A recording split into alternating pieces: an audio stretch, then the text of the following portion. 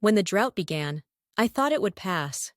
Days turned into weeks, weeks into months, and the rain never returned. The fields withered, the wells ran dry, and hope became a rare commodity.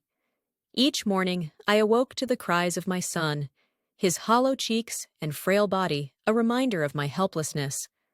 I was a widow, alone in this world, clinging to the last remnants of life. Then came the day I decided to gather sticks for our final meal. A handful of flour, a drop of oil. That's all we had left. I would make one last loaf of bread for my son and me, and then we would wait for death to take us. As I bent down to pick up the sticks, a man appeared. His voice startled me. "Bring me a little water in a jar so I may drink," he said. I stared at him, a stranger in my town, and wondered how he could ask for such a thing in a time like this. But I turned to fetch the water. Before I could take another step, he added, "And bring me a piece of bread." Bread? Did he not see the desperation etched on my face?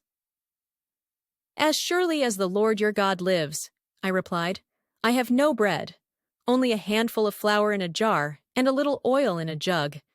I am gathering sticks to take home and make a meal for myself and my son, that we may eat it and die." His response shocked me.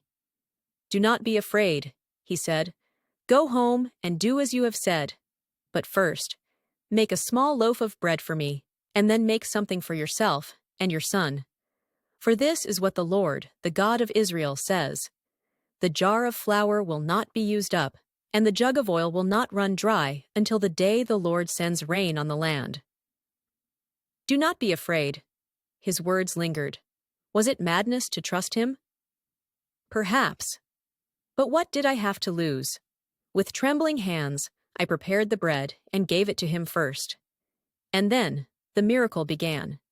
Day after day, the jar of flour did not empty, and the jug of oil did not run dry. We were sustained, not just physically, but spiritually. God had seen me, a poor, forgotten widow, and provided. Today, in a world filled with scarcity and fear, my story is a beacon of hope.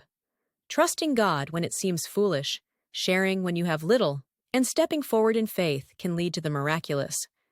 His provision is not always abundant by human standards, but it is always sufficient,